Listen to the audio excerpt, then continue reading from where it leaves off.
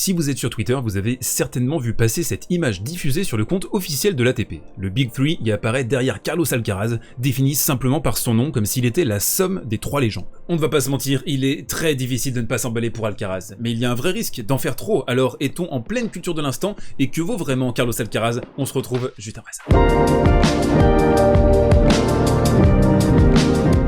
Salut à toutes et à tous, Carlos Alcaraz vient de remporter son 4e titre cette saison, son 2e Masters 1000 en carrière, en sortant s'il vous plaît en back-to-back Rafael Nadal, Novak Djokovic et en atomisant un mauvais Alexander Zverev en finale de Madrid. Absolument impressionnant de lucidité, de calme, de confiance, de maîtrise. Il a déroulé ses plans de jeu d'une manière tout à fait tranquille. Pour lui c'était une finale en Masters 1000, mais c'était un match comme les autres. C'est cette approche moi qui me séduit particulièrement. Et justement, je vous propose sur le sujet de cette vidéo de se poser une question: est-ce qu'on serait pas en train de céder à la culture de l'instant, et qu'est-ce qui vaut vraiment en fait Carlos Alcaraz? Alors commençons avec le premier point de cette vidéo, la fameuse culture de l'instant. On nous dit ici et là sur Twitter, sur certains commentaires également de la vidéo d'hier, gardez-vous de vous emballer sur Carlos Alcaraz, c'est un joueur comme Thiem, Tsitsipas, etc.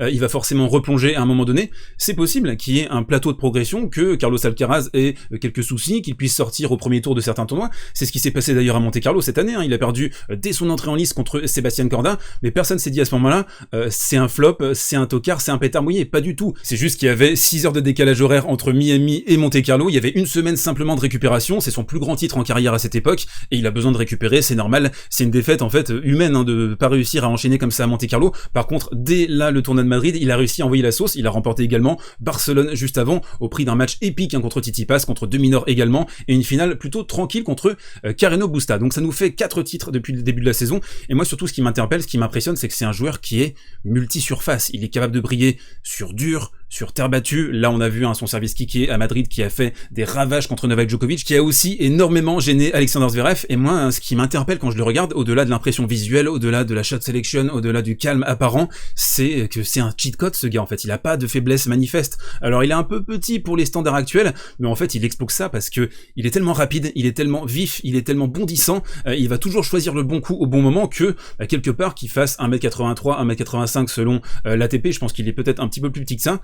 On s'en fout en fait, parce que le mec il est juste énormissime. Pour recentrer sur le sujet de la culture de l'instant, pour moi la véritable culture de l'instant, c'est ce qui s'est passé avec Hugo Gaston, c'est-à-dire que c'est un joueur qui sortait un peu de nulle part, qui fait un exploit à Roland Garros en sortant Stan Wawrinka et en poussant Dominic Thiem aux 5 manches à Roland Garros, et derrière on va avoir la presse française qui va dire ouais Hugo Gaston peut-être un top 10, il y a plein d'événements qui commencent à se produire autour de lui, il est invité à Quotidien, il est invité partout sur les grandes chaînes, et là il y a un décalage entre le niveau réel du bonhomme, ce qu'il est capable de produire, parce que clairement quand tu analyses le tennis d'Hugo Gaston, tu sais que ça va pas être un top 5 sur toute sa carrière, c'est impossible. C'est ça du coup la vraie culture de l'instant. Et pour moi il n'y a pas de culture de l'instant pour Carlos Alcaraz, il y a une progression qui est linéaire, qui est manifeste, on l'a compris depuis ce qui s'est passé en fait contre Hugo Gaston à Paris. On revient à Hugo Gaston, mais quand il s'est fait retourner par le public, Carlos Alcaraz comme un petit enfant, il a appris beaucoup sur cette rencontre. Ensuite on l'a vu au Masters ATP Next Gen, il a été complètement monstrueux, il a survolé la concurrence, et dès le début de saison il a fallu un excellent Matteo Berrettini pour le mater à l'Open Australie, et depuis l'Australian je trouve que c'est le meilleur joueur du monde sur le circuit actuellement. Vraiment quand on observe ce qu'il arrive à produire sur un court de tennis, ça n'a aucun sens, il n'y a pas de faille. Là par exemple ce qu'il a fait contre Zverev, il a amené Zverev au filet, il lui a fait un petit lob, il a joué avec lui, c'était son pantin Alexander Zverev. Alors certes le Z il a fait un mauvais match, mais c'est aussi amené par la qualité tennistique de Carlos Alcaraz, qui tremble pas, qui fléchit pas, qui joue un événement majeur de sa vie, de sa carrière, comme si c'était vraiment un entraînement. Donc je trouve qu'il est très très impressionnant, et c'est surtout en fait son tennis qui amène le public avec lui. Il a un tennis électrique, fascinant, on a envie de le supporter, on a envie de l'aimer, franchement quasiment à tous les points. Moi je suis en train de frapper entre mes mains, je me lève, je suis là mais qu'est-ce qui se passe, c'est un fou, mais comment il arrive à jouer aussi bien à son âge? Mais comme je l'ai dit en introduction, les succès, la manière dont il acquiert ses succès, son langage corporel aussi qui est extrêmement conquérant, vindicatif, je pense que ça va amener nécessairement, là maintenant et même encore plus d'ici quelques semaines, quelques mois, une vague de haters. C'est inévitable pour Carlos Alcaraz, va falloir gérer ça aussi dans son ascension, dans sa carrière. Il va avoir des trolls, il va avoir des haters, il va avoir des personnes qui vont parler parler du D-word, j'ai pas envie de le nommer sur la chaîne, mais vous savez de quoi je parle.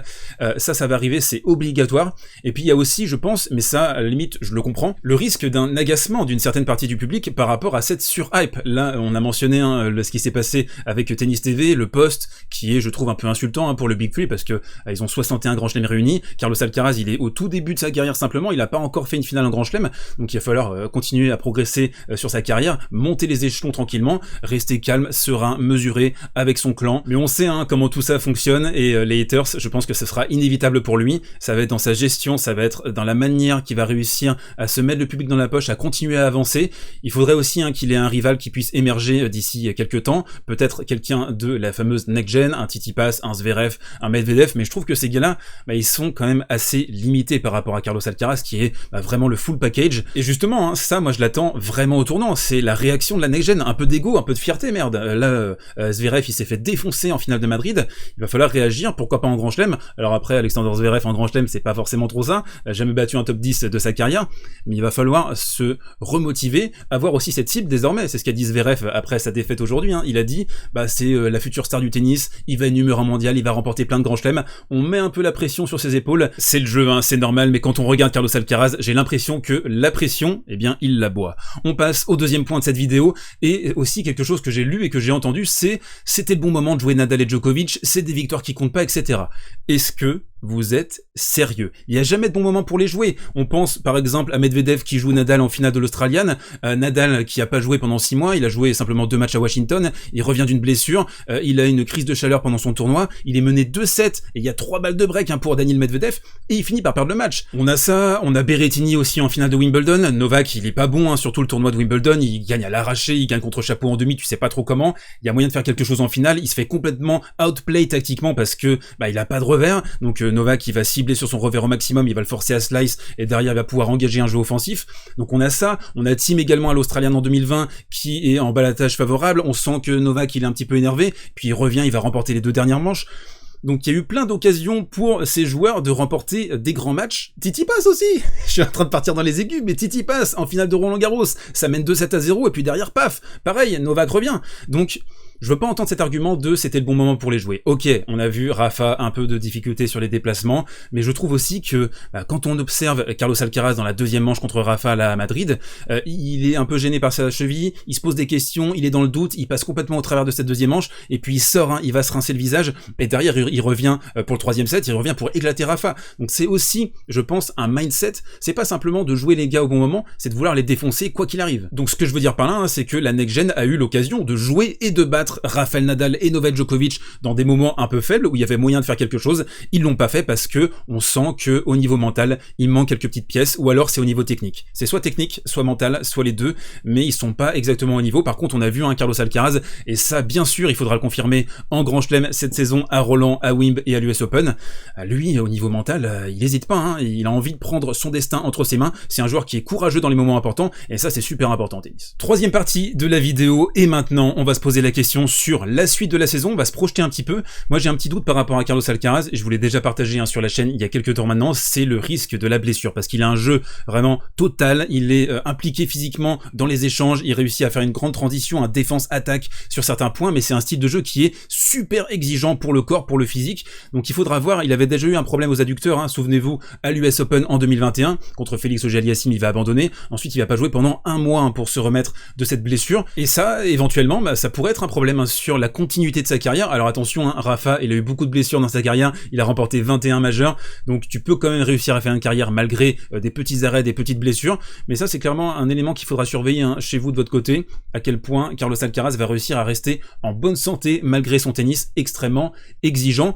Il y a une deuxième question aussi, c'est, là il est très très fort, il a 18 ans, 19 ans, mais attention, parce qu'on a connu il y a pas si longtemps que ça, un jeune joueur qui a aussi lui eu de très grands résultats, et c'était Alexander Zverev justement, la saison 2017 d'Alexander Zverev, il remporte 5 titres, il bat Federer en finale de Montréal, il bat Novak Djokovic en finale de Rome, et là on se dit, forcément, il va tout exploser, il va remporter un grand chelem en 2018-2019, on est mi-2022, Alexander Zverev n'a toujours pas remporté de majeur en carrière, il a connu un plateau de progression, il y a aussi la deuxième balle qui a commencé à s'effondrer progressivement dans son jeu, c'est un joueur qui doute, c'est un joueur mentalement qui est extrêmement friable, et des teenagers qui ont de gros résultats quand ils sont jeunes et qui ensuite vont un petit peu stagner, ça a déjà existé en tennis, on a Michael Chang, on a Aaron Kriegstein, il y a d'autres d'autres exemples également dans le circuit féminin, donc il faudra veiller à continuer cette progression linéaire et à continuer à également asphyxier le circuit. Et enfin, pour moi, le dernier point à surveiller, c'est de maintenir cette insouciance, parce que là, il est arrivé sur le circuit, il a tout concassé, il est libre, il est frais, il est bondissant, mais il y a un moment donné où il faudra défendre des points, il faudra défendre des titres, tous les regards seront braqués sur toi, et comment tu vas réussir à gérer ça? Comment est-ce que Carlos Alcaraz va réussir à gérer sa carrière quand les choses vont un petit peu tourner, quand la hype va être interplanétaire? On a un exemple très récent chez les filles avec Emma Raducanu qui remporte l'US Open à la surprise générale en sortant des qualifs. Derrière, pour confirmer, c'est pas évident, mais j'ai l'impression que Carlos Alcaraz est fait d'un métal différent. Il y a une vraie progression linéaire. Je suis super excité à l'idée de couvrir la carrière de ce jeune homme avec vous sur Service Volé. Si vous avez aimé cette vidéo, n'hésitez pas à vous abonner et à pousser juste en dessous, là, il y a un petit pouce, tac. Et nous, on se retrouve ce mardi pour attaquer la grande semaine romaine. D'ici là, portez-vous bien, prenez soin de vous et mangez de fraises.